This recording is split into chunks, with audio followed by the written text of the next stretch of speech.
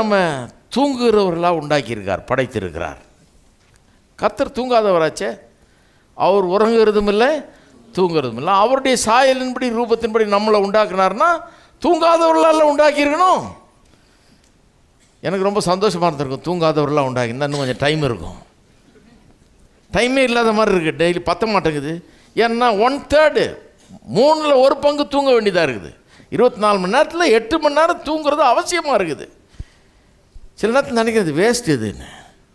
ஆனால் அப்படி உண்டாக்கிட்டார் ஆண்டவர். ஆண்டவர் எப்படி உண்டாக்குனார்னா அது எப்போவுமே வேஸ்ட்டே கிடையாது. அப்படி உண்டாக்கிட்டார் நம்மளை. ஏன் ஆண்டவர் நம்மளை அப்படி உண்டாக்குனார்? என்னைக்காவது யோசித்து பார்த்துருக்கீங்களா? ஏன் ஆண்டவர் நம்மளை அப்படி உண்டாக்குனார்? ஏன் உண்டாக்குனார்னா ஒவ்வொரு நாளும் நமக்கு அவர் நினைவுபடுத்துகிறார். ஏன்னா நம்முடைய எண்ணம் என்னென்னா, நான் பெரிய ஆள், எனக்கு எவனும் தேவையில்லை, என் பலம், என் ஞானம், என் இது நான் பண்ணிடுவேனாக்கும்,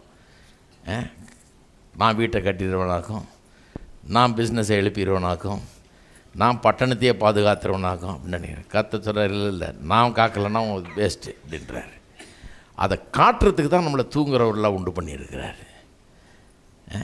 ஏன்னா கர்த்தர் சொல்கிறாரப்பா, நீ தூங்குறவன், நான் தூங்காதவன். ஏன் தெரியுமா? நீ கடவுள் இல்லை, நானே கடவுள். எனக்கு தூக்கம் தேவையில்லை, உனக்கு தூக்கம் தேவைப்படுது. எதுக்கு தூங்கணும்? எதுக்கு தூங்கணுன்னா, நீங்கள் தூங்குகிற நேரம் இருக்குது பாருங்கள், அங்கே தான் நீங்கள் உதவியற்றவர்களாக இருக்கிறீங்க. தூங்கும் போது எத்தனை பேரை கொலை பண்ணியிருக்கிறாங்க. ஒரு ஆள் பெரிய வீராதி வீரனாக இருந்தால் கூட தூங்கும்போது சாத்திடலாம். ஒரு கள்ளத்துக்கு தலையில் போட முடிஞ்சு போச்சு இல்லையா?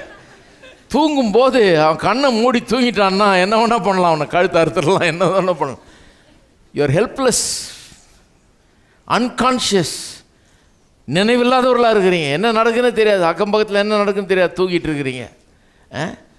கண்ணு குருடு மாதிரி இருக்கிறீங்க, கண்ணை மூடிட்டீங்க, பார்வையற்றவனை போல் இருக்கிறீங்க. பலவீனமான ஒரு சிறு குழந்தையை போல் ஆயிடுறீங்க. சிறு குழந்தையை போல் ஆயிடுங்க. இயேசு சொன்னார், ஒரு சிறு குழந்தை போல் ஆகலைன்னா தேவனுடைய ராஜ்யத்தில் பிரவேசிக்க முடியாது. தூங்குகிற நேரம் ரொம்ப முக்கியம் பாருங்கள். தூங்கும்போது கர்த்தர் அந்த தூக்கத்தின் மூலமாக காமிக்கிறாரு. என்ன காமிக்கிறாரு?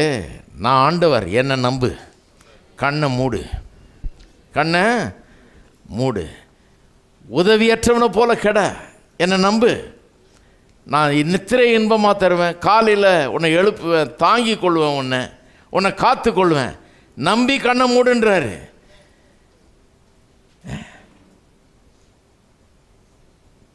என்ன தீங்கு நேரிடுமோ பயப்படாத, என்னை நம்பு, மூடு அப்படிங்கிறாரு. ஏன்? நாம் தூங்கும்போது நாம் பலவீனர்களாயிடுறோம், ஒரு சிறு குழந்தைய போல் ஆயிடுறோம், நாம் கண் பார்வையற்றவர்களை போல் ஆயிடுறோம், உதவியற்றவர்களை போல் ஆயிடுறோம். பவுலுக்கு சொன்னார் கர்த்தர், உன்னுடைய பலவீனத்தில் என்னுடைய பலன் பூர்ணமாய் விளங்குன்னார். நமக்கு சொல்கிறார் கர்த்தர், தினந்தோறும் நீ என்னை சார்ந்து வாழ வேணும் என்கிறத, வாழ வேண்டியவன் என்பதை காட்டுறதுக்காக தான் தூக்கத்தை உண்டு பண்ணியிருக்கிறேன். ஒரு நாள் தூங்கும்போது அது எதை காட்டுது? நான் என் பலத்தினால், சுய பலத்தினால் வாழுகிறவன் அல்ல. ஒவ்வொரு மூச்சுக்கும் நான் கர்த்தரை நம்ப வேண்டியதாக இருக்குது. ஒவ்வொரு காரியத்திலையும் அவரை சார்ந்திருக்க வேண்டியதாக இருக்குது.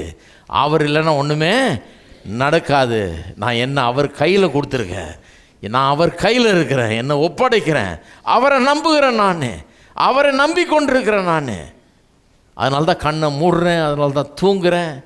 என்ன வேணால் நடக்கலாம், நான் என்னை கர்த்தருடைய கையில் ஒப்புடுறேன். தூக்கத்தை, மனுஷனை தூங்குறவனா ஏன் உண்டாக்குனார்னா கர்த்தர், நான் அவரை சார்ந்திருக்கிறவனாய் இருக்கிறேன், அப்படி தான் நான் வாழ வேணும், என் சுயபலத்தினால் அல்லங்கிறத காட்டுறதுக்காக தான் தூங்குறவர்களாக நம்ம கர்த்தர் உண்டு பண்ணியிருக்கிறார்.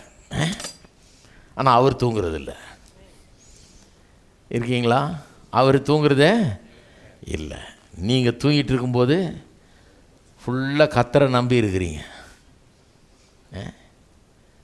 கழுத்தை சீவி கையில் கொடுத்தா கூட ஒன்றும் தெரியாது.